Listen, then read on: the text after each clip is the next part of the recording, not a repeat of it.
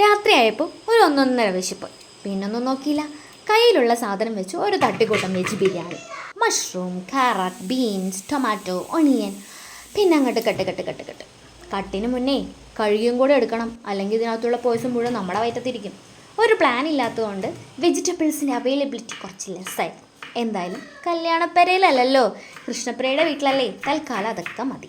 പിന്നെ കുറച്ച് green peas ഉണ്ടായിരുന്നു, ഒരു ഭംഗിക്ക് അതും കൂടെ എടുത്തു, വേവിക്കാനായിട്ട് വെച്ചു.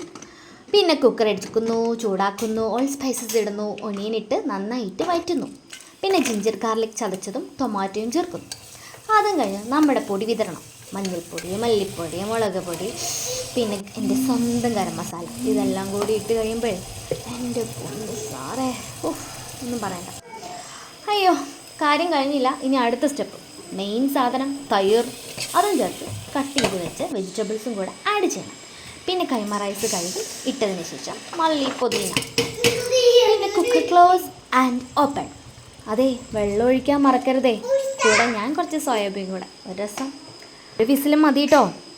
വിസിൽ കഴിഞ്ഞ് ചൂടാറി കഴിയുമ്പോൾ ഓപ്പൺ ചെയ്യുക. സംഭവം സെറ്റായി. സോയാബീൻസൊക്കെ ഇങ്ങനെ പൊങ്ങിക്കിടക്കുന്ന കണ്ടില്ലേ. കൂടെ സൈഡ് ഡിഷായിട്ട് ഞാൻ കുറച്ച് ചിക്കനും കൂടെ വറുത്തു. എന്തായാലും ഇന്നത്തെ നൈറ്റ് സൂപ്പറായി, പൊളിയായിരുന്നു. എന്തായാലും നിങ്ങൾ ഉണ്ടാക്കി നോക്കൂ, കമൻറ്റ് ചെയ്യൂ. Tata, bye bye, see U.